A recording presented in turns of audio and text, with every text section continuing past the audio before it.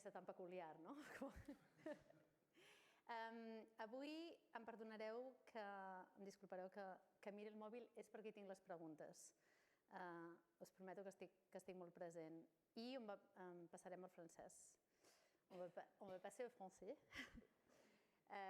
Aujourd'hui, on va parler de deux choses que je pense, surtout les citoyens de Catalogne, on a l'impression de comprendre très bien, mais que souvent, en fait, on ne connaît pas si bien que ça. Et c'est la Posidonie, mais aussi les aires marines protégées. On connaît la Posidonie parce qu'on l'a vu dans notre côte, aux îles Baléares, elle est présente dans nos vies si on fait de la plongée. Et pourtant, beaucoup de gens ne savent pas l'importance de cette espèce en Méditerranée qui aide à soutenir 20% de notre biodiversité marine. Et on ne sait pas non plus qu'elle est un puits de carbone super important.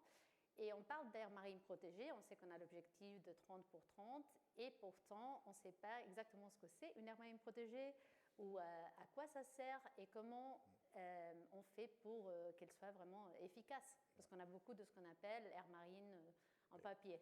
Techniquement, on a décidé, mais dans la réalité, ce n'est pas des zones protégées.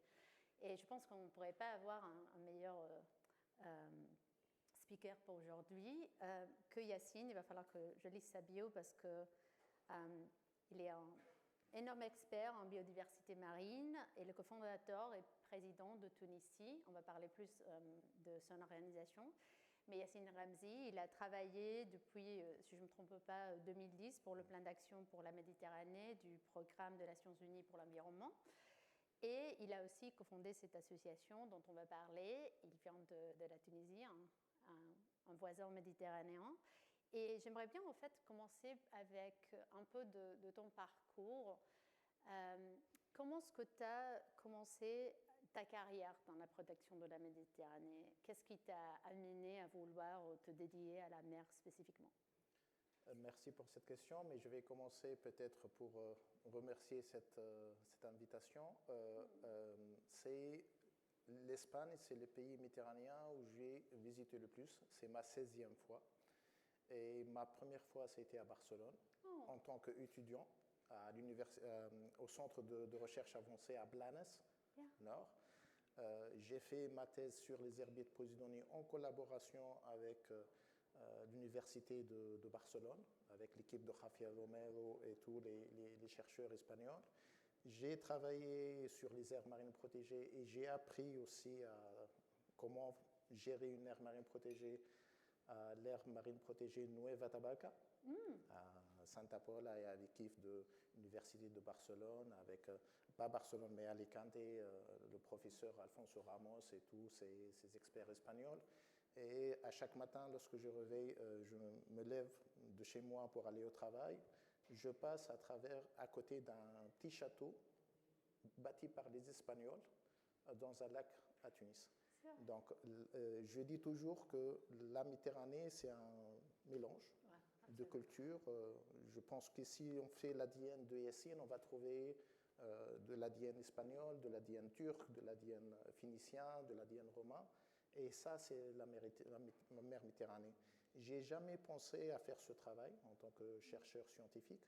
C'est juste un jeune enfant méditerranéen qui passe ses journées à pêcher des poissons, à pêcher des poulpes, à nager.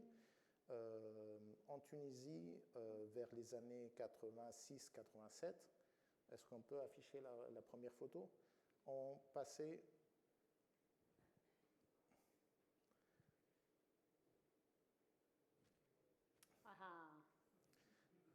Chaque dimanche après-midi, en Tunisie, on avait la chaîne française Antenne 2, l'ancienne chaîne française, et nous passaient les expéditions de Commando Costaud. Moi, j'avais 6-7 ans et j'étais émerveillé par ce monsieur qui explorait les mers, etc. Et je pensais faire comme lui, je rêvais de faire comme lui. Donc, lorsque j'étais étudiant, mon père m'a donné équivalent de 100 euros pour acheter mon premier téléphone portable. J'ai donné mes 100 dinars, c'était 300 dinars à l'époque, à un club de plongée pour faire mon premier diplôme de plongée. J'ai eu mon téléphone après une année, mais c'est grâce à ça, grâce au diplôme de plongée, grâce à mon diplôme de sciences biologiques, à ma passion, que j'ai fait le parcours que j'ai fait. J'ai jamais planifié, je ne savais pas qu'il y avait une convention qui s'appelait la Convention de Barcelone, dans laquelle je travaille actuellement. Je ne savais pas qu'il y avait des amitiés qui s'appelaient chercheurs ou scientifiques ou biologistes marins ou experts en biologie marine. Et c'est juste un enfant, un jeune méditerranéen qui aimait la mer et de petit à petit se trouvait assis à Barcelone à discuter d'air marine protégée. Oh, c'est le destin. Et en fait, on sait qu'on a perdu aux alentours de 34% de la Posidonie en Méditerranée dans ces derniers 50 ans, ce qui est tragique. Je me demande aussi, est-ce qu'il y a eu des instants, surtout en faisant de la plongée, où tu as vu ces conséquences en réel? Est-ce qu'il y a eu des moments où tu t'es dit, OK, là, je vois vraiment l'impact de ce qu'on a fait? L'impact, oui, c'est visible à chaque fois qu'on plonge, on voit des régressions des herbiers. Mais personnellement, la chose qui m'a poussé le plus à travailler sur les herbiers, lorsque j'ai commencé à travailler sur les herbiers, j'étais juste en train de plonger, de profiter de mon travail de master sur les herbiers de Posidonie. Mais le point qui a fait changer, j'ai dit qu'il y a une mission à sauver les herbiers de Posidonie, je pense que c'est le même problème qui existe ici en Espagne, existe en Tunisie, c'est le nettoyage des plages. Qu'est-ce qu'on dit par nettoyage des plages? C'est les feuilles mortes de la Posidonie, parce que la Posidonie, c'est une plante qui, les feuilles tombent et tombent sur la plage, et on a cette image des banquettes de Posidonie. Et vu que c'est un pays, la Tunisie, qui est basé sur le tourisme balnéaire, donc on a ce problème de nettoyage des plages. Et je me rappelle très bien qu'un jour, j'ai trouvé dans le journal tunisien un article où le journaliste il a dit « Maintenant, on est en train de nettoyer de la plage d'une plante parasite qui s'appelle la Posidonie ». Moi, j'ai passé 3 années de ma vie à étudier la Posidonie. Je suis tombée amoureuse de cette plante. Et de qualifier la Posidonie en tant que plante saleté et parasite, c'est choquant. Donc j'ai compris que la plus grande menace pour la Posidonie, c'est cette... on ne connaît pas la Posidonie. La méconnaissance. Ouais. Voilà. Et si on ne connaît pas quelque chose, bien sûr, on ne va pas l'aimer. Et comme Dokoso dit toujours, si on aime, on aime ce qu'on connaît, et on protège ce qu'on aime. Donc, une fois on prend conscience de l'importance de cette plante, on tombe amoureux de cette plante, et directement on va la protéger. Donc, les herbiers, j'ai passé toute ma carrière à plonger dans les herbiers, à essayer de cartographier les herbiers, parce que si on veut protéger ces plantes, on doit savoir où elles existent, et en même temps, c'est aussi de former des associations, des jeunes, des étudiants sur l'importance des herbiers de Posidonie. Génial. Parlons un petit peu d'aire marine protégée. Déjà, qu'est-ce que c'est une aire marine protégée et pourquoi est-ce que cet outil importe? Pourquoi est-ce que c'est important comme concept? Une aire marine protégée, c'est un espace délimité. Il faut avoir vraiment des limites bien claires où on va essayer de laisser la nature tranquille, et c'est des refuges pour les espèces et la biodiversité de façon générale. On crée des aires marines protégées pour conserver la biodiversité qui existe, pour restaurer les stocks de poissons ou des ressources naturelles. Aussi, on crée des aires marines protégées pour l'éducation et la recherche scientifique. C'est très important, c'est vraiment des laboratoires à l'état naturel pour la recherche scientifique.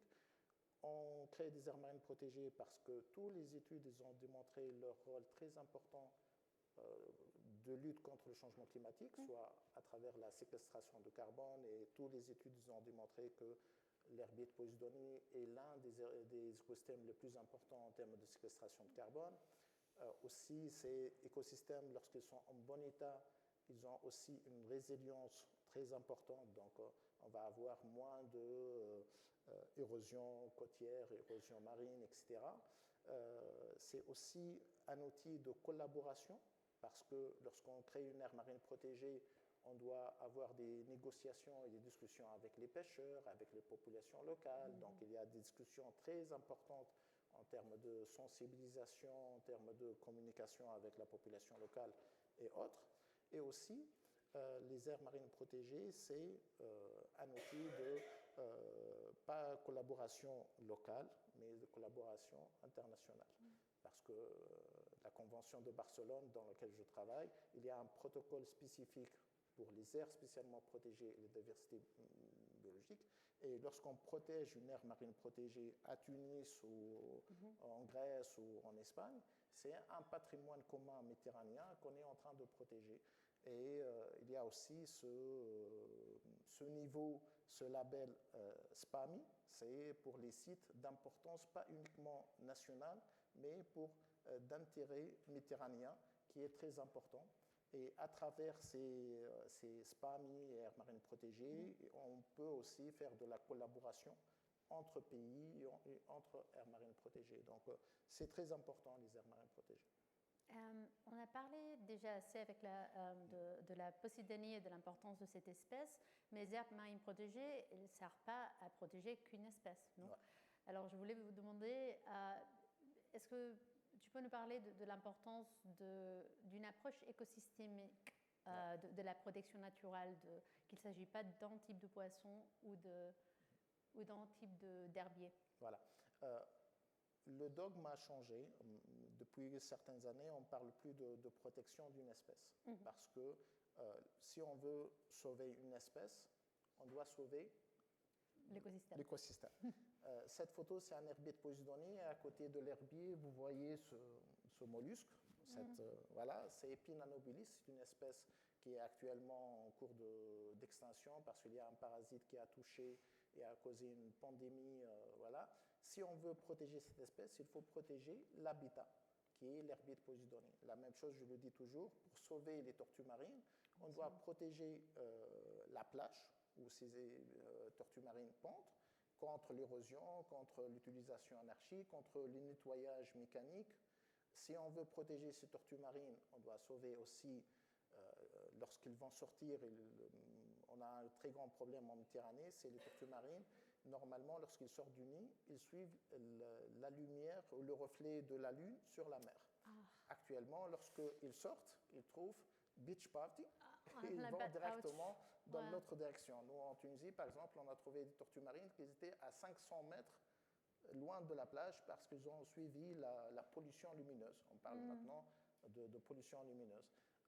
Une fois en mer, elles doivent trouver ces bébés tortues, un écosystème qui est sain avec de l'alimentation, pas de filets fantômes, pas assez de nourriture.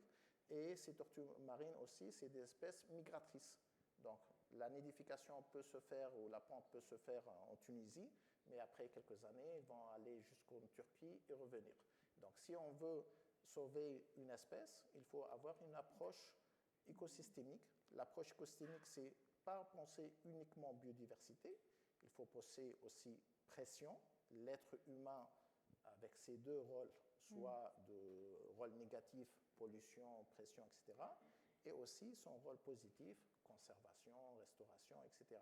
Et toute cette activité, ce concept, approche écosystémique, nous oblige de façon ou d'une autre à limiter nos impacts en tant qu'être humain et laisser l'environnement souffler de façon à avoir un bon état écologique pour la mer Méditerranée.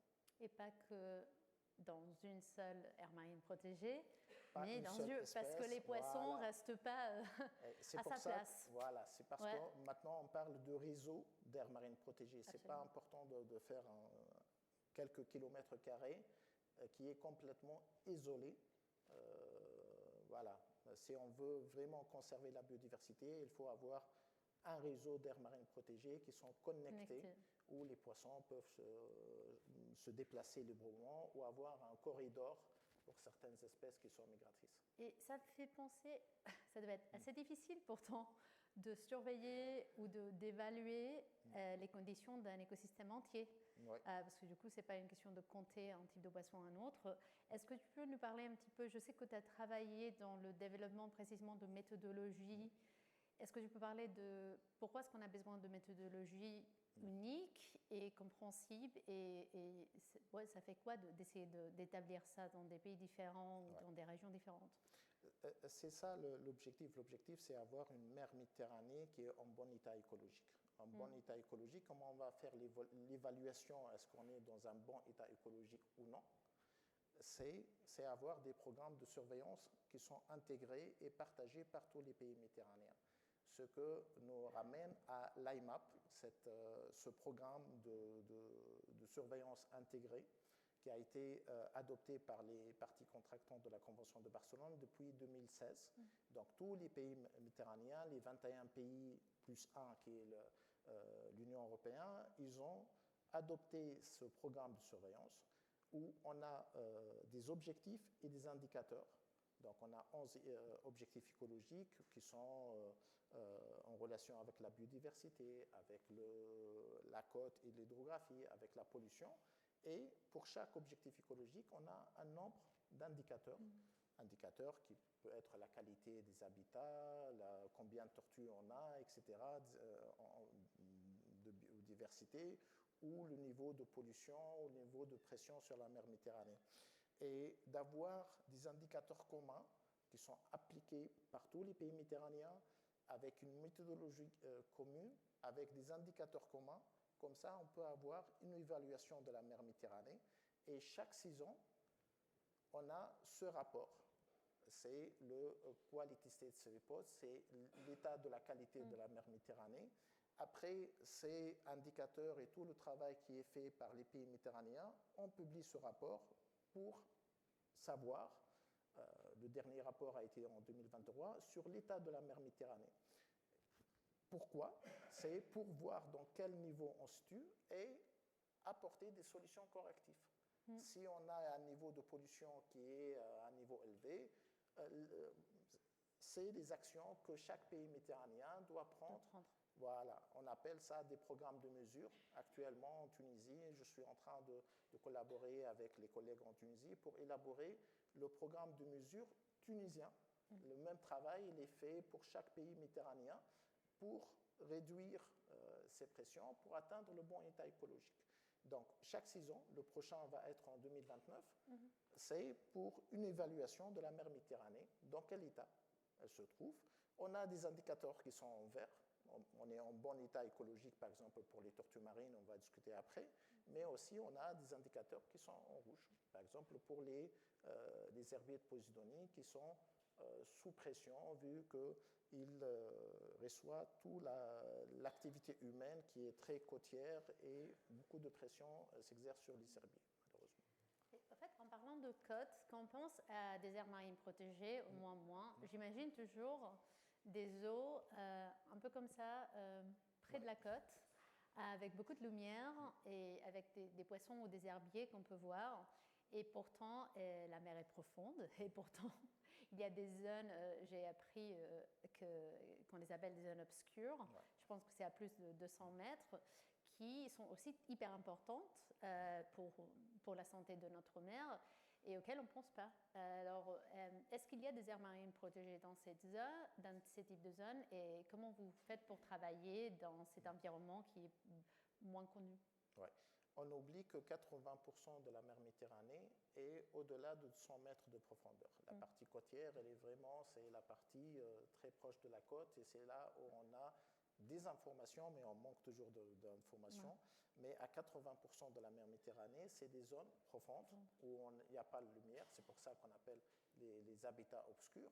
Et ces habitats sont très fragiles, très mal connus, parce que ils se forment dans des conditions très particulières d'absence de lumière, etc. Ils sont très importants, mais aussi très, très, très fragiles. On les protège, en les étudiant, parce que ça nécessite énormément d'équipements et beaucoup d'infrastructures.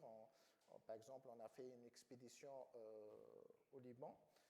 C'est la création pour identifier toutes ces zones d'importance dans les zones profondes. Donc, c'est une expédition qu'on a fait avec la Fondation Oceana, avec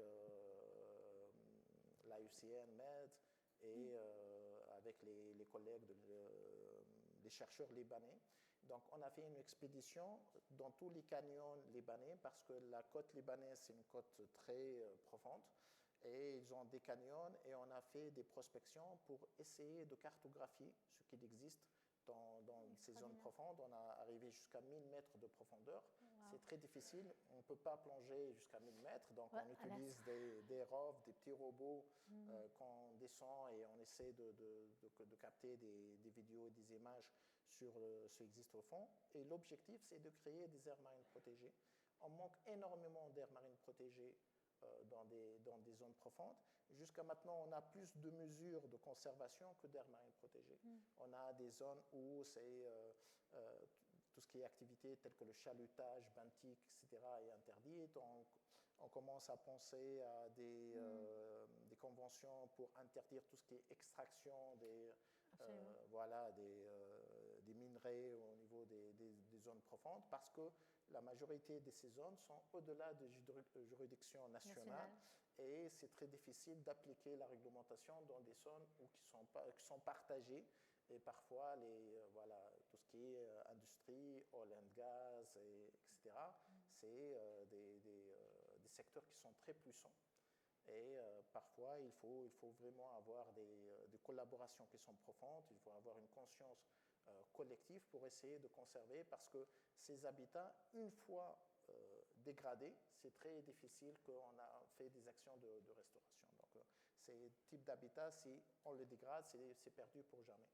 C'est parce qu'ils évoluent très lentement. Exactement. Et nous, on détruit très vite. Et en parlant de conscience, en fait, vous avez déjà parlé de l'importance d'être en contact avec les populations et les locaux et de vraiment d'avoir une bonne communication avec eux dans tout ce qui s'agit d'aires marines protégées, ce qui est rarement le cas. Et vous avez créé cette association, Tunisie, que maintenant, j'ai dû double-check parce que je n'y croyais pas, à 75 000 membres. Hallucinant. Est-ce que vous pouvez nous parler de pourquoi est-ce que vous qu'est-ce qui vous fait croire tellement à l'importance de la science citoyenne et de vraiment involucrer les citoyens dans tout ce qui est apprentissage scientifique? Ça a été créé c'était pas prévu. Je pense que toutes les choses que j'ai faites n'ont jamais été planifiées ou prévues. Parfois, l'hasard fait les choses meilleures que la planification. Ça a été un petit groupe Facebook qu'on a créé en période de Covid. L'objectif de ce groupe Facebook, c'est de rester en contact entre amis, période de confinement. Et rapidement, c'est transformé en plateforme de sciences participatives. Avec un groupe d'amis, on commençait à faire la modération, on commençait à collecter toutes les informations. Les Tunisiens utilisent énormément Facebook. Donc, presque 80% des Tunisiens, ils ont un compte Facebook. Et nous, on a utilisé Facebook pour, sensibiliser les gens sur l'importance de l'écosystème marin, parce que les herbiers poisonnés, ce n'est pas une saleté, des espèces introduites, on a énormément d'espèces invasives et introduites qui arrivent, et on a des phénomènes qui changent chaque jour avec le changement climatique. L'année dernière, on a trouvé un genre de pingouin en Tunisie. C'est une espèce, ça s'appelle le petit pingouin. Normalement, c'est une espèce qui vient du nord de l'Angleterre, qui arrive jusqu'à la côte nord ibérique, mais les courants d'air, ils ont changé. Ils ont ramené ces petits pingouins en Tunisie. Et ça a été une surprise pour tous les Tunisiens de trouver des espèces qui ressemblaient les pingouins en Tunisie. Et voilà, c'est grâce aussi aux sciences participatives que facilement on a trouvé l'espèce. On a fait un appel à tous les membres de Tunisie pour collecter les informations et rapidement on a localisé tous les individus qui sont venus. Aussi, c'est une plateforme de partage d'informations. À chaque fois que, actuellement, on a lancé une campagne sur la grippe aviaire. Parce que maintenant, en France, il y a plusieurs cas de grippe aviaire. et c'est la période de migration des oiseaux qui vont venir en Tunisie. Donc on a fait l'alerte à tous les membres de l'association Tunisie et du groupe Tunisie pour faire de la surveillance et de la veille pour, une fois qu'ils ont localisé des individus morts, on contacte les autorités locales pour prendre les individus et faire les analyses, etc. Donc le groupe voilà, a été créé et ça grandit d'une façon incroyable. On collecte énormément d'informations sur les requins, sur les tortues marines, sur les oiseaux marins, sur les herbiers, sur les espèces introduites. On commence aussi à avoir un réseau, une communauté de scientifiques parce que toutes ces données doivent être traitées, vérifiées et traitées. Et aussi, on a des étudiants qui publient ces données. Et maintenant, on commence à se structurer pour avoir des liens avec l'administration et pour faire du plaidoyer. S'il y a des changements, s'il y a des pratiques comme le nettoyage mécanique des plages, malheureusement, ça s'est fait en pleine période de nidification de tortues marines. Voilà, donc il y a ce risque entre nettoyage et l'émergence des tortues. Donc on essaie avec les administrations de changer un peu les pratiques afin qu'on passe de l'observation vers aussi de changement de pratique. Et ça, c'est très important. De les éduquer. Je pense que, si je peux me permettre, on écoute souvent ce discours de les citoyens, la science, ça ne les intéresse pas. Ça ne va pas les intéresser. La mer n'intéresse à personne, la science n'intéresse à personne, blablabla. Et pourtant, votre projet montre que, évidemment, il y a de l'intérêt. C'est que des bénévoles qui vont chercher cette information parce que ça leur passionne. Quel est votre secret? Comment voyez-vous cette habilité de vraiment d'aider à la curiosité des gens à sortir de cette façon? Ça, c'est adopter un langage qui est proche des citoyens. Pourquoi nous, on a utilisé Facebook? On n'a pas créé une application spéciale. C'est parce que les Tunisiens sont sur Facebook. Donc, on est parti sur Facebook. Deuxièmement, la première publication qu'on a publiée, c'était en français ou en anglais. La majorité des gens, même si les Tunisiens sont éduqués, ils n'ont pas apprécié qu'on écrit en anglais, parce que c'est scientifique, c'est plus facile pour nous d'écrire en anglais.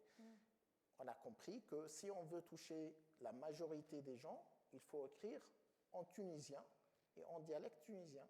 Donc, on a vraiment adopté un langage qui est proche des citoyens. Moi, je travaille dans le cadre de la Convention Barcelone et on a une liste, presque 200 d'espèces, qui sont protégées à l'échelle méditerranéenne. Le pêcheur tunisien, il ne connaît pas le nom scientifique du requin blanc, mais il a un nom, kalb bhab, chien de mer, ça c'est un requin. Donc tu dois utiliser un langage qui est proche des pêcheurs. Et on a beaucoup gagné lorsqu'on a changé notre façon de communiquer. À travers Facebook, tous les Tunisiens utilisent Facebook. Lorsqu'on parle avec un dialecte tunisien facile, très appréciable, tout le monde peut comprendre ça. Et en adoptant cette façon, on a touché tout le monde.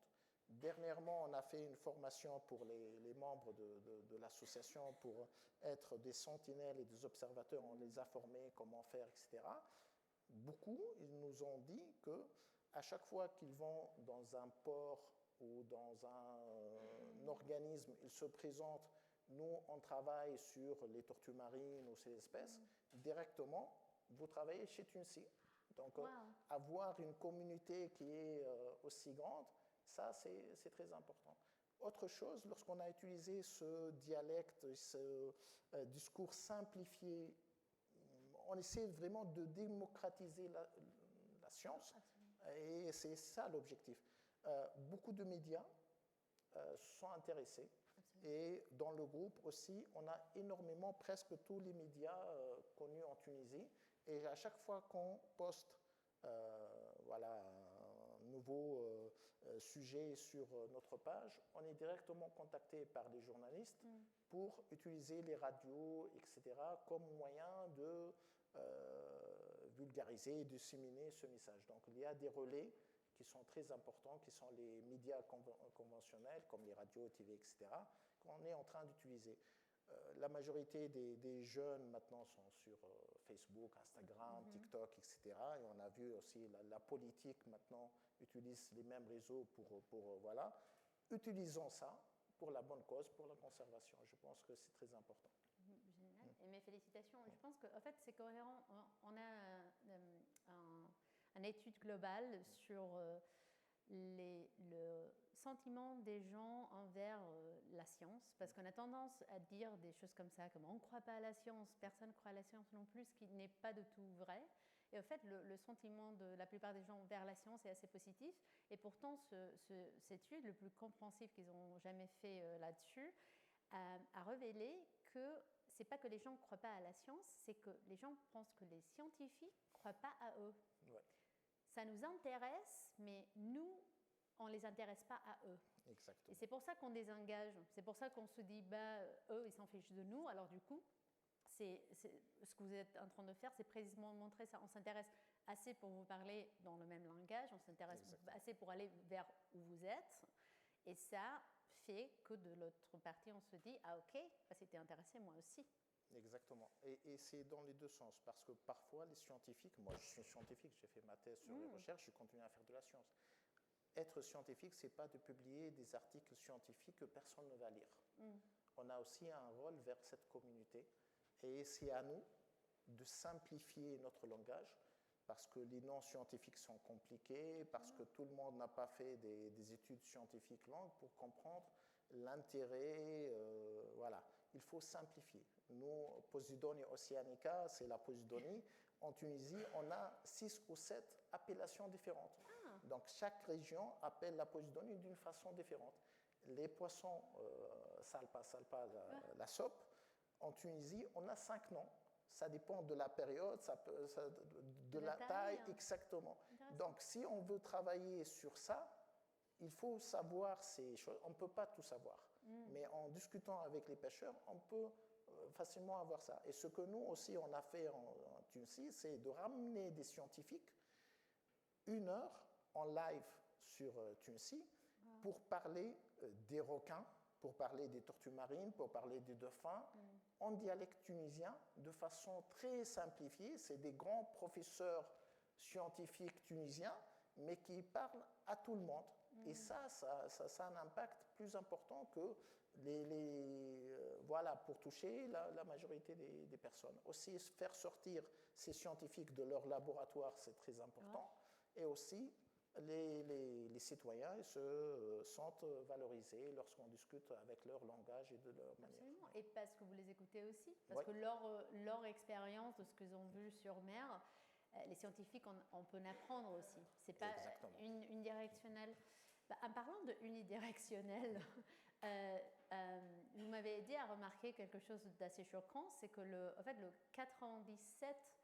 97% des aires marines protégées en Méditerranée sont dans la côte nord de la Méditerranée. Ça veut dire que juste 3% de les aires marines protégées en Méditerranée sont sur la côte sud, qui est assez...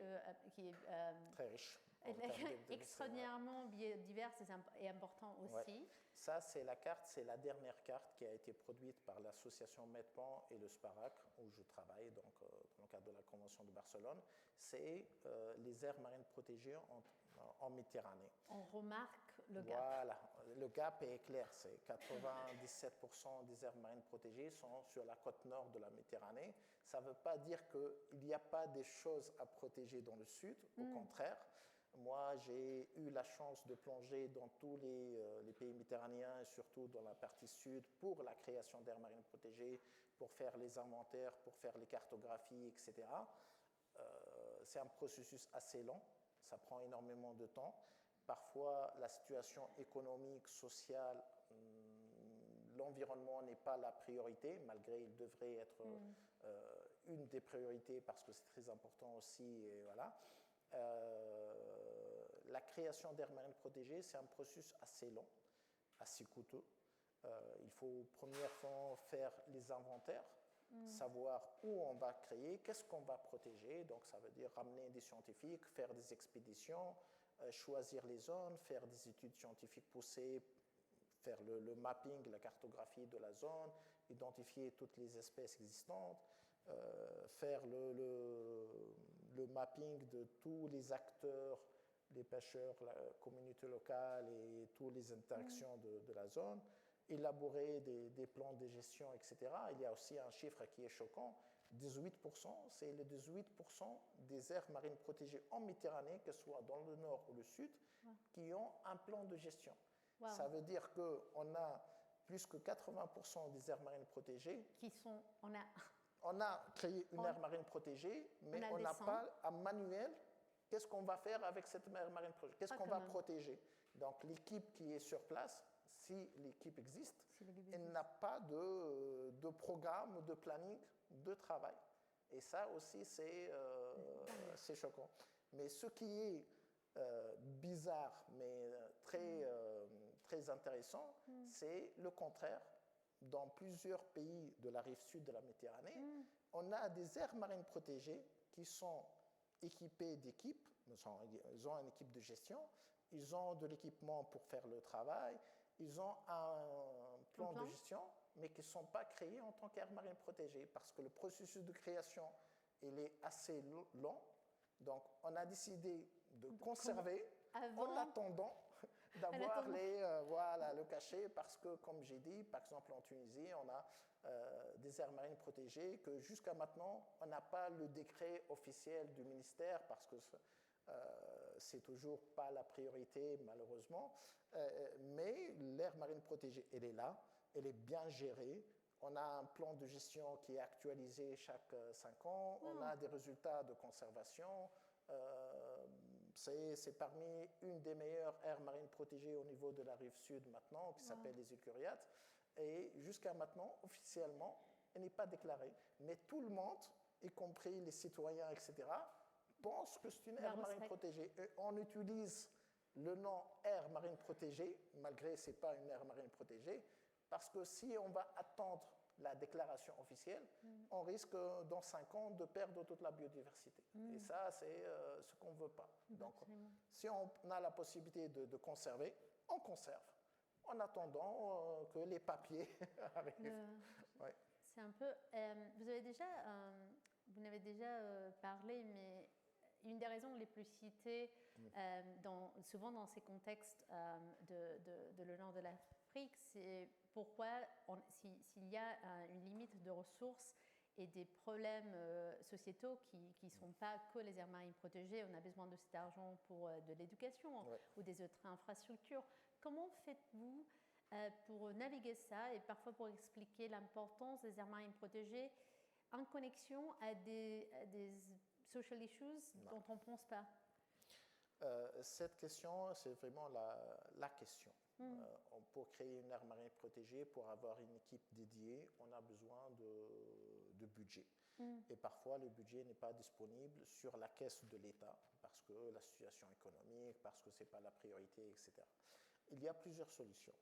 Il y a eu cette initiative entre Monaco, France et la Tunisie, c'est avoir un fonds fiduciaire spécifique pour les aires marines protégées. Ça s'appelle le MEDFond.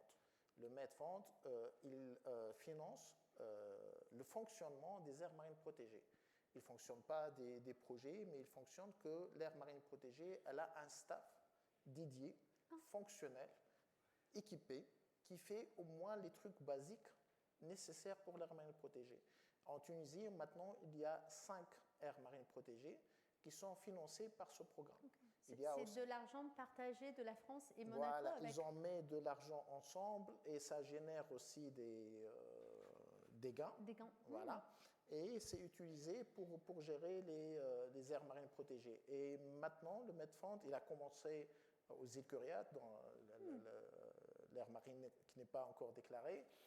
Mais maintenant, c'est devenu une règle. Donc, 5 aires marines protégées en Tunisie sont gérées de cette façon. On a au Maroc, on a en Albanie, et je pense que bientôt, il va y avoir des aires marines protégées qui sont financées par le même mécanisme au Liban. Donc ça, c'est une façon d'avoir une aire marine protégée. Ce qui est nécessaire pour avoir ces financements, c'est d'avoir un plan de gestion. On ne va pas donner de l'argent à un groupe ou des individus qui n'ont pas un plan de gestion. Donc c'est pour ça qu'en tant que SPARAC, notre organisation qui dépend de la Convention de Barcelone, on aide beaucoup les pays méditerranéens à avoir des aires marines protégées, à avoir des plans de gestion actualisés, etc. Génial.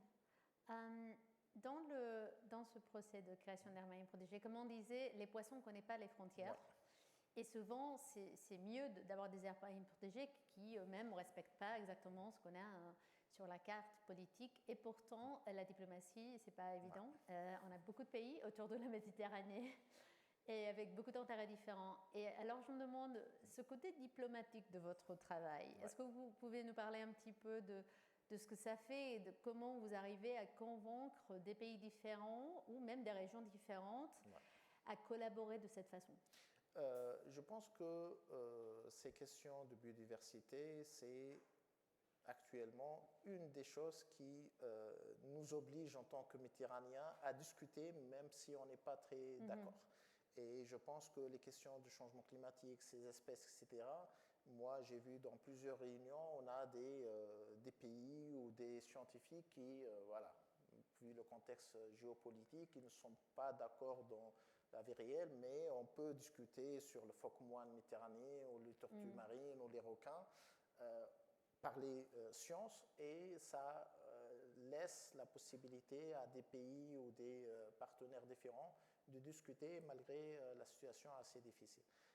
Créer des aires marines protégées entre différents pays, c'est le rêve, parce que la biodiversité, comme la pollution, ne connaissent pas les frontières nationales. Donc, on voit ça chaque jour sur les plages, par exemple, tunisiennes. On reçoit des déchets, des bouteilles de plastique qui viennent de l'Italie, de France, d'Espagne, etc. Absolument. Et aussi de la Tunisie partent soit des espèces, soit de la pollution. Et une collaboration est très importante parce que, c'est des problèmes qui sont globaux. Convention de Barcelone et des autres, toutes ces conventions, c'est aussi un travail pour assurer cette collaboration entre pays, parce que voilà, on a besoin de deux choses. On a besoin d'avoir une stratégie commune. On ne peut pas protéger en Espagne et pêcher au Maroc, donc on doit avoir une stratégie commune. Deuxièmement, cet échange de collaboration et de connaissances dans les deux sens. Par exemple, nous, en Tunisie, on a eu un problème d'espèce qui est introduite et invasive, c'est le crabe bleu. Okay. C'est un crabe qui est venu de la mer Rouge et qui a envahi le sud tunisien. Et les pêcheurs, ils ont trouvé dans leur filet des tonnes et des tonnes de ce crabe. Et en plus que ça, ce crabe, il détruit les poissons, il détruit les filets. Wow. Donc, ces pêcheurs, bien sûr, ils ont eu des difficultés économiques les premières 2 années, mais rapidement, ils se sont adaptés et ils ont changé les techniques de pêche. Ils ont maintenant des pêches avec des nasses spécifiques au crabe fantôme, crabe bleu. Et maintenant, on a presque une trentaine d'usines de transformation du crabe bleu pour l'export. Et ça, vraiment, on a changé cette espèce invasive en opportunité économique et ça a réduit énormément la pression sur les poissons, les poulpes, sur les ressources naturelles. Et on a même des amis à travers ce groupe Tunisi, ils pêchaient avec des techniques qui ne sont pas légales. Et lorsqu'ils ont trouvé cette crabe bleu, ils se sont convertis vers une pêche réglementaire parce que c'est soutenable. Voilà, soutenable. Et ça, c'est une expérience purement tunisienne qui peut être utilisée. Pour les aires marines protégées, je pense que le bon exemple, c'est le sanctuaire Pelagos. C'est une aire marine protégée qui est partagée. Oh. On va voir ça après. Okay. Voilà, ça c'est le sanctuaire Pelagos.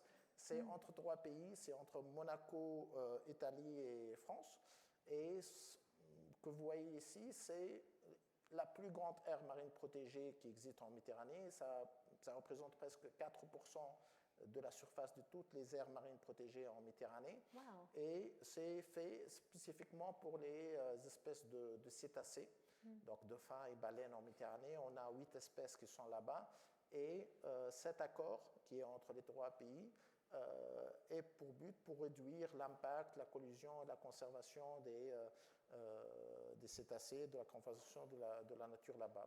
Ça date depuis 2002 et c'est un exemple que 3 pays peuvent gérer ensemble une aire marine protégée. C'est très important de créer de grandes aires marines protégées, mais aussi d'avoir des petites qui sont connectées par un réseau. Donc ça, peut-être, ça va être l'outil qui va aider que les pays méditerranéens collaborent ensemble et avoir des collaborations pour la nature et pour les Méditerranéens en même temps. Extraordinaire. Je pense que c'est important qu'on parle précisément des bons exemples, Ouais. quand on les a, et de futurs aussi. Et ça m'intéresse parce que quand même, ça fait un petit moment que vous travaillez dans ce sujet et dans cette mer spécifiquement. Et je me demande, avec le contexte et avec le retour de ces années, quels sont des trends, soi-disant, ou des changements qui vous donnent de l'espoir, où vous dites, vous voyez, quand j'ai commencé et maintenant, on a évolué positivement dans quoi que ce soit. Quelles seraient ces aires de progrès? Je pense que malgré que la situation elle est difficile avec des pressions telles que le changement climatique qui est de plus en plus présent, mais c'est la conscience collective. Je vois ça surtout avec les jeunes. Je pense qu'on a hérité une mer polluée, notre génération. Malheureusement, on a essayé de créer des aires marines protégées, on a essayé de conservation, on a réussi une réussite mitigée, mais cette nouvelle génération, elle est plus consciente que nous sur les problèmes environnementaux et on le voit avec ces mobilisations de jeunes, etc., pour le climat et pour l'environnement. Ça, c'est un point positif. Deuxièmement, il y a de l'espoir parce que plusieurs espèces, comme le thon rouge par exemple, avec l'ICCAT, avec ses quotas à différents pays, le thon rouge vers les années 2000, il allait disparaître. Maintenant, le thon rouge est revenu et on a du stock qui se renouvelle chaque année. Ça veut dire que lorsqu'on applique la réglementation et une pêche ciblée, on a aussi une façon de régénérer le stock. Ça marche. Ça marche. Pour les tortues marines, les 2 espèces qui pondent en Méditerranée, que ce soit la tortue verte, que ce soit la tortue kawan, ils étaient classés en tant qu'espèces en danger. Maintenant, la tortue verte et la tortue kawan sont sorties de cette période de pression et les 2 espèces maintenant sont considérées comme low concern. Donc, ils ne sont pas très concernés par la disparition. Ça ne veut pas dire que les pressions sont finies, ça veut dire que les moyens et les projets et les programmes qu'on a mis pour la conservation, ils ont donné des résultats. Il faut maintenir le cap et continuer comme ça. Et ça, c'est très important. Nous, en Tunisie, par exemple, on a passé dans une zone où il y a de la surveillance d'une trentaine de nids. Cette année, on a dépassé 100 nids de tortues marines. Ça veut dire que les tortues marines sont là. Et on le voit à chaque fois qu'un nouveau nid est observé par les citoyens. Ils sont rapidement, ils nous contactent, on fait le nécessaire pour sauver. Et les gens sont conscients aussi de la nature. Et aussi, on a cette adaptabilité. Donc, les Méditerranéens, ils ont cette force de s'adapter aux conditions. Donc, cette mer Méditerranée, on reçoit énormément d'espèces qui sont introduites, soit par la mer Rouge, soit etc. Et bien sûr, c'est une pression de plus sur la mer Méditerranée, mais les Méditerranéens, ils ont toujours cette capacité de s'adapter, malgré les moyens qui sont assez limités, de trouver des solutions. Et je pense que ça aussi peut aider à la conservation et à l'amélioration de la situation en Méditerranée.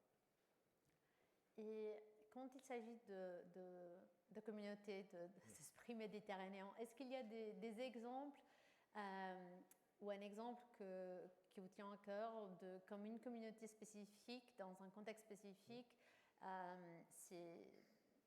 c'est mêlé ou a aidé un projet de conservation. Vous en avez déjà nommé quelques-uns, mais Oui. est-ce qu'il y a un exemple?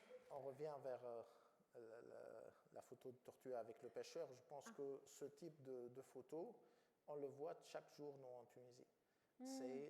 C'est des pêcheurs qui sauvent les tortues marines. À chaque fois qu'ils trouvent des tortues marines, ils les sauvent. Et si elles sont blessées, on a des centres de soins. Et souvent, on a des pêcheurs qui nous contactent pour contacter le réseau national d'échouage ou le centre de soins pour amener les tortues marines.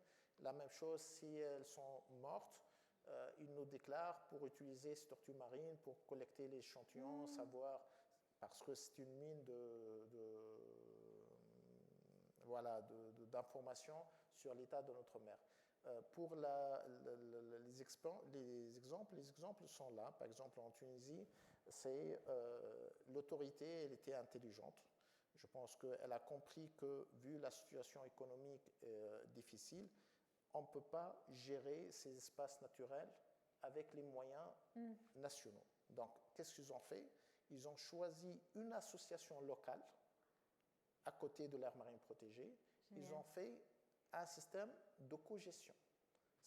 On a une administration qui est chargée d'appliquer la réglementation avec une association locale qui a une centaine de bénévoles, qui est implémentée localement. Elles connaissent les pêcheurs, elles connaissent les pratiques dans la région, et toutes les aires marines protégées actuellement en Tunisie sont co-gérées entre l'administration et une ONG.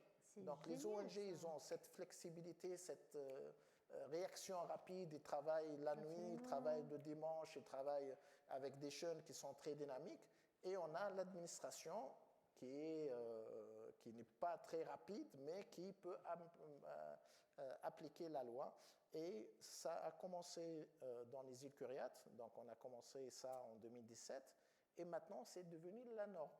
Donc toutes les aires marines protégées en Tunisie, on a des contrats de co-gestion entre l'administration et une association locale. Et ça parce qu'on a profité des avantages de chaque partenaire. On a des organisations internationales telles que le Programme des Nations Unies de l'environnement, le plan d'action de la Méditerranée, le SPARAC, nous, notre centre, pour collecter les fonds, pour trouver les projets. On a le partenaire national qui dépend du ministère de l'Environnement, qui est l'administration en charge des aires marines protégées. Et on a aussi une association locale qui est plus en contact avec les pêcheurs et avec les citoyens. Et ça a tellement bien marché que maintenant c'est devenu c'est la règle. C'est chaque aire marine protégée, on choisit l'association la plus active dans cette région et on fait un contrat de cogestion de l'aire marine protégée. Et il ne faut même pas que ce soit une association spécifique de conservation marine. Non. Ça peut être juste une association qui a la confiance de la communauté. Voilà. Et on donne à cette association les formations nécessaires, l'équipement, le staff nécessaire. Et comme ça, cette association, malgré c'est une association qui travaille plus sur social, les femmes pêcheurs, etc., maintenant, on a plusieurs exemples que ces associations, vu qu'elles sont implantées localement, ils peuvent avoir un impact très intéressant. Super. Je ne sais pas s'il y a des gens qui gèrent des aires marines protégées en Espagne dans la salle, mais s'il y en a, c'est une hyper bonne idée à copier. Et en fait, c'est un peu prendre cette recette de gestion écosystémique à la gestion du parc soi-même. C'est-à-dire de la même façon qu'il ne s'agit pas que d'une espèce dans les aires marines protégées, il ne s'agit pas que d'un type de gérant. On a besoin de tous les types. On a besoin des experts, mais on a besoin aussi de parfois des gens qui sont plus près du contexte et qui vont avoir cette expertise. Chaque aire marine protégée en Tunisie, on a un comité local d'appui à la gestion qui regroupe tous les acteurs qui sont importants pour la gestion de l'aire marine protégée. Donc, il y a de l'administration, il y a les pêcheurs, il y a les promoteurs touristiques, il y a les fermes aquacoles.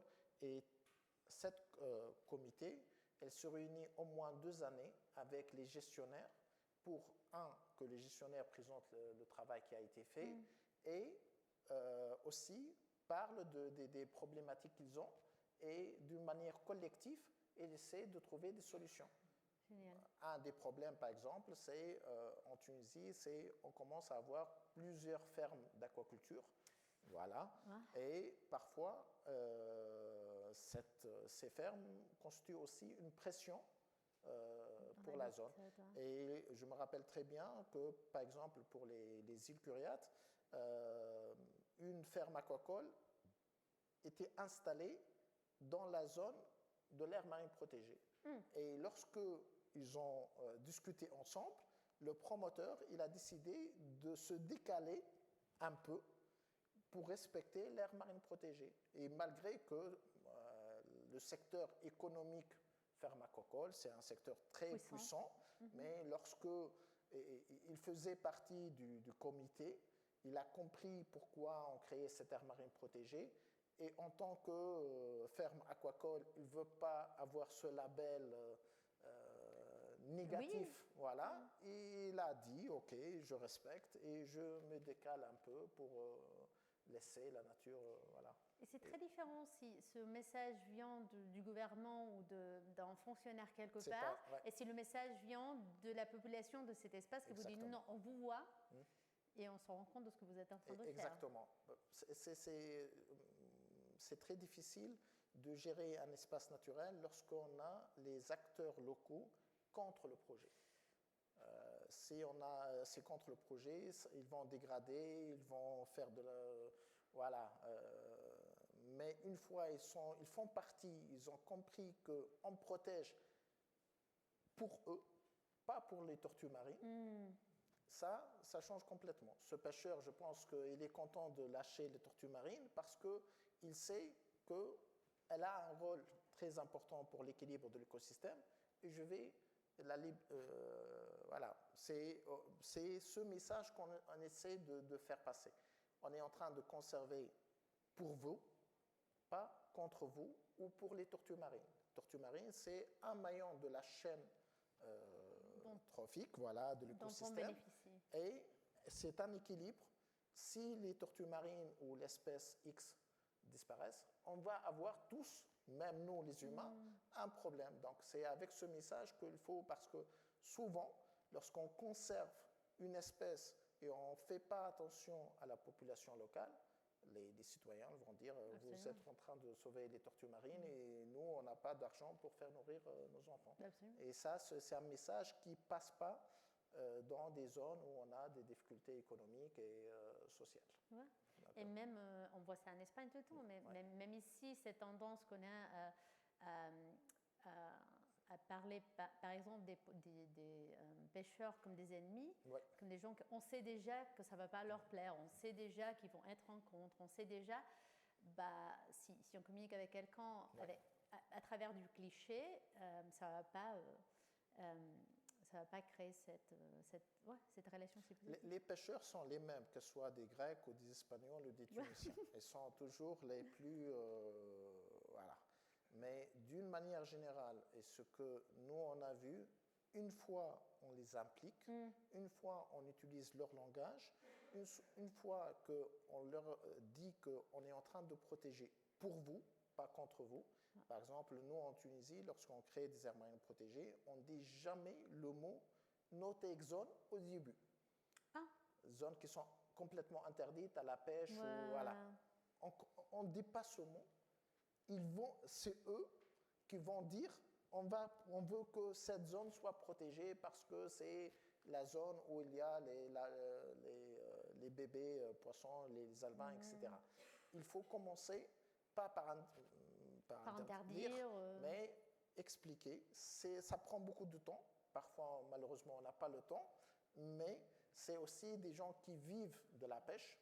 On ne peut pas interdire la pêche voilà, pour uniquement sauver la biodiversité. La biodiversité, elle est très importante, mais aussi, il faut qu'on prenne en considération que l'humain, comme il peut avoir un impact négatif, il peut aussi aider pour sauver cette biodiversité. Absolument. Voilà. Et le même orgueil qu'on a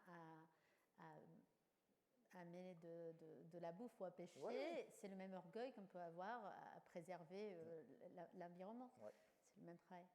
Extraordinaire. Je vais finir avec une question. Si vous avez des questions, pensez-y, parce qu'on va ouvrir questions au public. Ma dernière question serait s'il y a quelqu'un ici qui, maintenant comme moi, se sent très inspiré par l'importance des aires marines protégées, comment peut-on, comme citoyen, comment peut-on nous engager là-dessus? C'est quoi votre recommandation s'il y a quelqu'un dans la salle qui dit « Ok, je veux m'engager, mais je ne travaille pas dessus ». Ouais. Je pense que, vu la situation actuelle de la mer Méditerranée, ce n'est pas les scientifiques ou ce n'est pas les gestionnaires ou ce n'est pas les gens qui travaillent dans la conservation. On peut seul sauver cette mer Méditerranée. Je pense que c'est notre responsabilité, mais c'est le devoir de chaque citoyen, maintenant en mer Méditerranée, d'aider à sauver et à conserver. Comment on peut faire? C'est de connaître, parce que la plus grande menace pour cette Méditerranée, c'est qu'on ne connaisse pas l'importance de ces plantes marines comme l'herbite posidonie. Deuxièmement, c'est la pollution marine et tous les impacts négatifs en mer, ça arrive de la terre. Donc c'est notre consommation, notre utilisation, c'est la conservation de la mer, elle commence sur la terre. Ça, c'est très important. Deuxièmement, c'est pour les scientifiques, ils doivent fournir des recherches, comprendre comment ces écosystèmes fonctionnent, mais en termes de conservation, c'est les citoyens. On peut s'engager dans des campagnes de sciences participatives. Par exemple, en Tunisie, on collecte énormément d'informations qui sont d'une importance capitale, parce qu'un scientifique, il peut passer 1-2 heures en mer pour collecter, pour plonger, etc. Mais les citoyens, en se baladant sur la plage à faire un footing matinal, ils peuvent trouver des choses que les scientifiques, on est en train de chercher depuis des années. Ça, c'est voilà. C'est pour ça que c'est maintenant, c'est un outil très puissant, cette science participative, surtout que maintenant, avec la technologie, tout le monde est connecté, on peut rapidement prendre des photos et envoyer l'information. Troisièmement, c'est un engagement moral vis-à-vis de notre utilisation. Si on visite la Tunisie, j'aimerais bien qu'on visite aussi une aire marine protégée où on a des exemples concrets de conservation. Pour les jeunes, c'est votre planète et c'est votre mer. On a fait de notre mieux pour la laisser propre et en bonne santé, mais je pense que c'est à vous de vous engager, que ce soit en faisant des études en biologie marine et de la plongée, soit en consommant et en disséminant des informations qui pourraient être utiles pour l'environnement. Et aussi faire de la politique, c'est pour que nos décideurs appliquent des réglementations qui prennent en considération ces aspects conservation de la nature. Parce qu'aujourd'hui, je pense que, vu le contexte global et mondial, parfois l'environnement, il passe au second plan. Et on sait tous que en Méditerranée, notre passé, c'est la mer Méditerranée, notre présent, c'est la mer Méditerranée, et notre futur, ce sera toujours la mer Méditerranée. Si on perd la mer Méditerranée, je pense en tant que Méditerranéen, on a perdu la chose qui nous unit le plus et la plus importante. Merci. Je pense qu'on n'aurait pas pu en finir mieux. Merci beaucoup.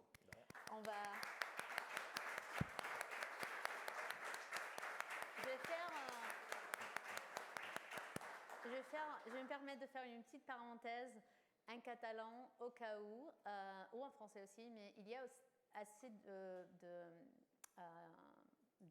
d'initiatives de sciences citoyennes marines aussi chez nous. Alors, si jamais entre vous, il y a des gens intéressés, peut-être vous les connaissez déjà, mais allez faire un Google. Il y a tenim iniciatives semblants, tipus observadors del mar, tenim l'ICM aquí a Barcelona, tenim centres de recerca a Blanes, centres de recerca molt potents en temes de mar, que tenen moltes iniciatives ciutadanes, algunes molt populars i algunes més rares.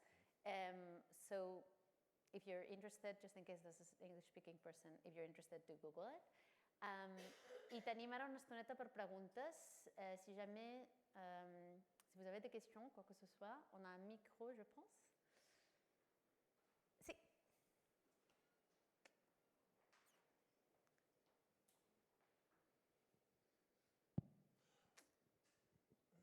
Merci pour la conférence, c'était très intéressant. On a commencé de parler avec de la Posidonie. Chaque année, on perd de surface de Posidonie. Est-ce qu'il y a, et c'est important pour la captation de CO2 et tout, est-ce qu'il y a un point de non-retour à ce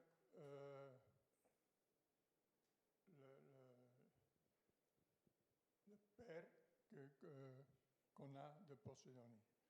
La deuxième question, okay. Une étude récente a dit qu'on a sur le fond maritime 14 000 tonnes de plastique de moins de 5 mm. Est-ce qu'on a des données à la Méditerranée? Comment est la situation? Okay. Merci. Merci. Donc, je vais commencer par la première question. Les pronostics sur les herbiers de Posidonie disent que si on continue de la même façon, dans 100 ans, on va perdre le rôle fonctionnel de la Posidonie. Parce que le plus important, ce n'est pas la plante, c'est l'herbier, l'écosystème. Et ça, ce qui est très important à conserver. Parce que parfois, les gens disent qu'on peut faire des actions de transplantation, de restauration, etc. Moi, je dis toujours que scientifiquement, on peut tout faire, mais techniquement, réellement, c'est pas faisable. Parce que le plus important, ce n'est pas d'avoir des plantes. Le plus important, c'est d'avoir un écosystème. Et malheureusement, pour la Posidonie, c'est une plante très lente en termes de croissance. Et l'écosystème, ça prend des centaines d'années pour que ça forme un herbier comme ça. Le point de non-retour, c'est on continue, c'est dans 100 ans, la fin de ce siècle, on peut perdre l'herbier de Posidonie. Heureusement, maintenant, on commence à avoir une conscience. C'est vrai que jusqu'à maintenant, on n'a pas commencé à changer vers des conditions qui sont favorables. Il faut continuer à faire de la pression. Par exemple, presque entre 30 et 40% des herbiers de Posidonie en Méditerranée sont entre la Tunisie et la Libye. Le golfe de Gabès, c'est la plus grande herbier de Posidonie en Tunisie, qui est sous pression, parce qu'il y a beaucoup d'activités économiques, etc. Mais en Tunisie, je vois le changement. Je vois que les gens ils commencent à dire « faites attention, ça c'est très important ». Les banquettes de Posidonie, la majorité des hôtels actuellement en Tunisie, ils installent des posters et des panneaux pour dire que ça, ce n'est pas de la saleté, ça, c'est de la Posidonie, et c'est important pour la plage. Parce que la majorité des touristes qui viennent en Tunisie, ils viennent du nord de l'Europe, ne sont pas des Méditerranéens et ne connaissent pas cette plante. Et s'ils trouvent une plage avec des banquettes de Posidonie, ils vont dire que ce n'est pas la photo qu'on a vue dans la réservation sur le site web. Donc, et on a eu des problèmes où ils ont annulé, ils ont demandé aussi de l'argent, etc.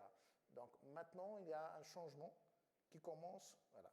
Pour le plastique, je n'ai pas le chiffre exact, mais la situation, elle est terrible pour le plastique. On le voit, les quantités, moi, je suis plongeur et je plonge, et le problème, c'est le plastique qui est au fond de la mer, parce que ça, on ne peut pas le récupérer. Il est là. Je dis toujours que le problème, c'est le plastique qu'on est en train de produire aujourd'hui. Et si on ne réduit pas notre utilisation et notre consommation de plastique, la situation va être pire. Ce qui est déjà en mer, on n'a pas de solution pour ça, malheureusement. Mais le problème, on peut au moins trouver des solutions pour ne pas produire plus, parce que c'est vraiment un problème. Parce que le recyclage du plastique, ce n'est pas tout le plastique qu'on peut recycler, c'est très difficile à gérer. Et on a bâti des modèles économiques qui utilisent énormément de plastique. Et en fait, si vous êtes intéressé à la question des plastiques, on a fait une séance géniale avant la vôtre avec Ahmed Yassine, qui vient de l'Égypte et travaille pour cette organisation Enaleia, qui bosse directement avec les pêcheurs. Elle a été fondée pour un pêcheur en Grèce et travaille pour éviter déjà que les jettent les plastiques en mer. Exact, finissent dans l'eau, mais aussi pour les recycler et pour aider à faire une économie soutenable, de cercle là-dessus. Et c'est très intéressant. Et je sais qu'ils l'ont mis sur YouTube, si jamais vous avez du mal à vous endormir. Non, mais c'était vraiment intéressant. Est-ce qu'il y a encore alguna pregunta?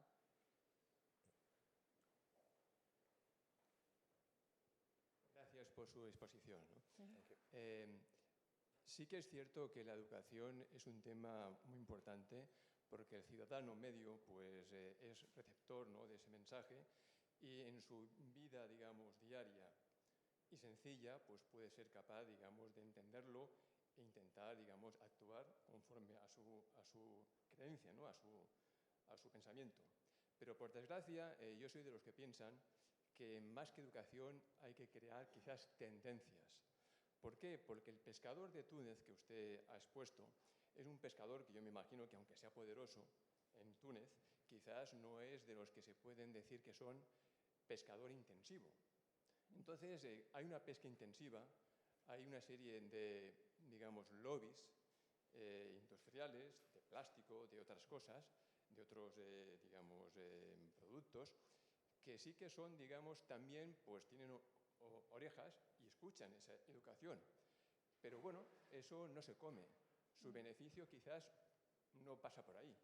Entonces, estas personas, estas industrias, son capaces de introducir unas tendencias, incluso ahora mismo estamos oyendo hablar del negacionismo del cambio climático. Entonces, es como, no sé si usted ha visto la película No mires arriba, cosas que son flagrantes, que el ciudadano medio lo entiende, pero que ellos, los que más tienen poder para poder cambiar el medio ambiente del Mediterráneo, el ecosistema mediterráneo, los que tienen más medios son los que menos les interesa. ¿Cómo cree usted? ¿Eso cree usted que es así? Ok. Gracias. Je vais traduire. Alors, il dit qu'il croit à l'éducation et qu'évidemment, oui, les citoyens, si on a un temps, on peut comprendre que c'est important, mais qu'il pense qu'il y a une chose de plus importante, que c'est les tendances. Et les tendances que les gens les plus puissants, qu'il disait, ce n'est pas forcément les petits pêcheurs dont vous parlez en Tunisie, mais pourtant la pêche intensive, les plastiques, toutes ces industries extractives, c'est eux qui ont le pouvoir. Et c'est eux à qui, évidemment, on peut essayer d'éduquer, mais à la fin du jour, comme il disait, ils vont faire tout pour protéger leurs profits. Et on sait bien ça. Alors, il se demande déjà, est-ce que vous voyez les choses comme ça? Et si c'est le cas, comment on gère le fait que c'est les personnes les plus puissantes, celles qui sont en train de d'aider à des tendances, comme il disait, par exemple le négationnisme, ou à alimenter des discours qui ne sont vraiment pas utiles. Ok. C'est vrai. Je ne vais pas dire le contraire. Je pense que c'est pas le problème, c'est le petit pêcheur qui pêche 5 kilos de poisson par jour pour nourrir sa famille. Ça n'a jamais été le problème. On peut l'éduquer pour dire que cette espèce, on a besoin d'un calibre bien précis, ou cette espèce, elle est en danger, essayer de l'imiter. Et d'une manière générale, ce n'est pas avec ce type de personnes qu'on a les problèmes. C'est vraiment soit les grands groupes, par exemple, je vais reprendre le cas de la Tunisie, on a des hôtels qui appartiennent à des grands groupes touristiques qui sont là pour avoir du profit. Ça, c'est très difficile, mais il y a comme la tendance de changer vers le côté négatif. On voit des groupes, je ne vais pas faire de la publicité, mais par exemple la chaîne Iberostar, qui est une chaîne espagnole, en Tunisie, ils ont une fondation et aussi ils ont une conscience environnementale qui est très puissante. Et ils sont actuellement, c'est le groupe qui est en train de faire à l'intérieur du secteur touristique, d'imposer le respect de l'environnement dans l'hôtel et dans l'environnement de l'hôtel. Parfois, on a besoin des grands lobbies, mais on a besoin d'un groupe qui a une certaine conscience environnementale qui, de l'intérieur du système, parce que moi, si, en tant que scientifique et conservateur, je vais parler à un groupe touristique hyper puissant, peut-être je n'ai pas le même langage que lui pour lui faire comprendre que conserver, c'est assez positif pour lui et pourrait générer du profit à long terme et de ne pas dégrader la plage touristique. Et ça, on a des exemples. C'est vrai que ces lobbies sont là, sont très importants. Oil and Gas, ils sont là en Méditerranée, ils sont très puissants. Mais il faut continuer parce que le changement, ça vient du collectif. Et une fois la population, elle comprend que le plastique, elle a un impact négatif sur l'environnement. Maintenant, tout le monde est conscient de l'impact du micro et du nanoplastique. Et on voit toutes les études scientifiques qui montrent l'impact sur le corps humain. Si ce message simplifié arrive au maximum de personnes, je pense que ces lobbies seront obligés de changer certaines pratiques. Si on a le privilège vraiment d'être dans des démocraties, même si elles ne sont pas parfaites, on a plus de pouvoir parce que cette mandat social qu'on crée à travers de l'éducation peut être puissant, peut donner au moins un peu de courage aux politiciens de se dire si je me mets en contre du lobby, je vais gagner la confiance et les votes de certains citoyens. Et on a vu ça dans le plastique, c'est pour ça que c'est passé. Personne ne pensait au plastique, jusqu'à le grand documentaire de BBC qui a créé vraiment un trickle effect du média. Et maintenant, on ne peut pas ne pas en parler. Et le changement, il arrive lorsqu'on prend conscience collectivement. Et je pense aussi la science participative, elle a aussi ce rôle.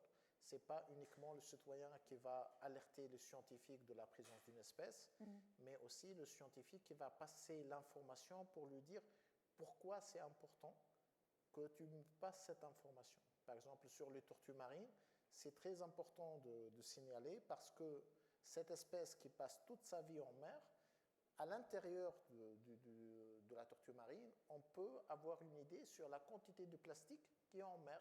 On trouve souvent des débris de plastique à l'intérieur des tortues marines. Et ça, c'est un des indicateurs qu'on utilise dans cette approche écosystémique pour avoir une idée sur la quantité de plastique en mer Méditerranée. Donc, c'est vraiment un moyen de sensibiliser, pas directement, indirectement, sur ces différentes problématiques. Et après, je dis ça parce que j'étais journaliste d'investigation à l'époque, c'est important de financer le journalisme d'investigation et de payer des gens pour avoir le recours d'investiguer ces choses, de mettre la honte publiquement à des organisations ou des lobbies, parce que ça marche. Historiquement, beaucoup de ces changements de behavior s'est passé juste parce qu'on a eu l'occasion de dire on voit ce que vous êtes en train de faire. Et maintenant, parce qu'on a des médias qui sont qui ont perdu beaucoup de pouvoir et de puissance, on a perdu la capacité de faire ça, mais c'est important aussi de le dire. Parfois, il faut mettre de la lumière et c'est pas aux scientifiques de le faire. Ouais. C'est là où nous, les communicateurs... Les scientifiques, c'est donner l'information aux journalistes pour qu'ils ils font le travail nécessaire pour que tout le monde soit sensibilisé à l'action. Mais c'est un écosystème où chacun joue un rôle. Ce n'est pas aux citoyens d'avoir les connaissances scientifiques pour faire ces alertes, c'est aux scientifiques de le faire. On peut le faire pour des causes environnementales, on peut le faire pour la santé publique. Et je le dis toujours parce que ces questions environnementales et santé sont très liées. On a toujours oublié que Covid, ce virus, à la base, ce n'est pas un problème de santé, c'est un problème c'est pas normal qu'on a des animaux sauvages qui sont naturellement loin les uns des autres. Ils sont ensemble dans un marché à Wuhan, sans que ça a créé un cocktail, un nouveau virus qui a stoppé le monde complètement durant 3 années. Pas, à la base, ce n'est pas un problème de santé publique, c'est un problème de destruction d'habitat, de commerce illégal d'espèces qui est interdite par la loi, et tout ça a créé un virus qui a bloqué l'éducation, la santé, l'économie, et a tout bloqué. Donc ces problèmes environnementaux, si on ne prend pas conscience de leur importance, on risque vraiment d'avoir des problèmes économiques, d'éducation, de santé plus graves que ceux qu'on en fait face actuellement. Donc voilà. Merci encore Yacine. Je pense que c'est un très bon message, quelque chose à continuer à garder en tête, cette perspective écosystémique, pas que dans les aires marines protégées, mais dans la manière qu'on essaie de protéger la nature. Est-ce qu'il y a encore une dernière question? Ok, il va falloir qu'on fasse vite. Moltes gràcies per tota l'exposició. Soc membre de SOS Costa Brava, Medi Marí, i nosaltres tenim un gran problema, 3 grans problemes per crear una àrea marina protegida. El primer, l'administració, que costa moltíssim una normativa que sigui lògica per crear-la. La segona és el turisme, la massificació de les barques turístiques que destrossen tota la Posidònia, i la tercera és la protecció contra els furtius. Aquestes àrees, en el moment que se'n van la vigilància, que en les nostres costes és molt poca, venen inclús gent de França a les Illes Medes a pescar. Així que venen de tot arreu. A Tunísia, com l'han aconseguit o han aconseguit solucionar aquests problemes? En fait, elle vient d'une association dans le nord de la Catalogne, voilà, SOS Costa Brava, et elle pose ces 3 problèmes et vous demande si vous avez réussi à le résoudre ou si vous avez des idées. Ouais. Le premier, c'est l'administration qui vraiment est lente et refuse de mettre en place des législations qui soient pratiques. La deuxième, c'est vraiment le over-tourisme. Ça, on en souffre beaucoup, surtout pour la Posidonie, c'est les ancres. Ouais. On voit tout le temps ça dans les bateaux. Moi, je fais de la voile, ça me rend folle. Et la troisième, c'est les pêcheurs sous-marins furtifs, souvent de la France même, qui viennent chez nous. Et elle dit que, les gens qui font de l'apnée, elle dit que le moment où on enlève la protection, où on n'a pas des gardiens et on n'en a pas tant que ça revient immédiatement. Alors voilà, est-ce que vous avez soit des idées, soit des exemples pour cette... En Tunisie, c'est partout en mer Méditerranée. C'est toujours le même problème, c'est le tourisme de masse, c'est cette pêche illégale voilà, et l'administration. Je pense qu'il n'y a pas de solution miracle s'il n'y a pas de volonté de stopper ça.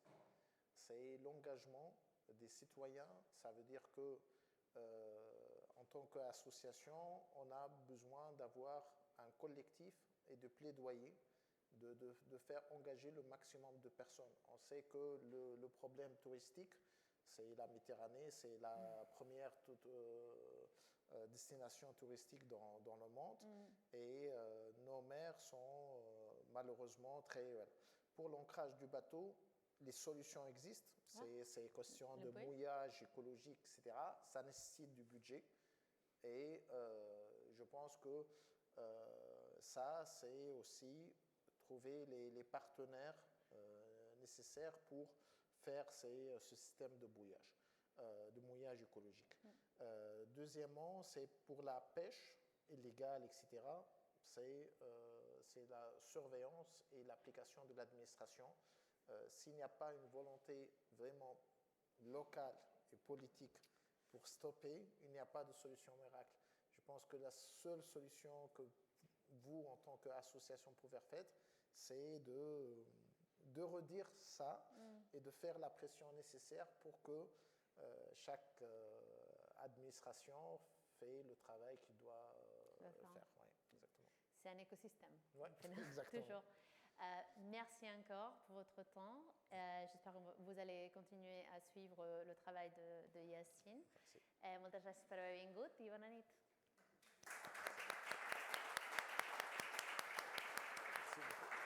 Merci.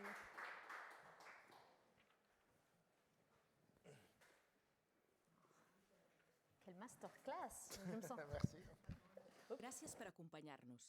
Esperem que hagin gaudit de la sessió. Recordin retornar a la sortida l'aparell facilitat per a l'activitat. Gracias por la seva colaboración. Gracias por acompañarnos. Esperamos que hayan disfrutado de la sesión. Recuerden devolver a la salida el aparato facilitado para la actividad. Gracias por su colaboración. Thank you for joining us. We hope you have enjoyed the show. Please, remember to return the device provided for the activity at the exit.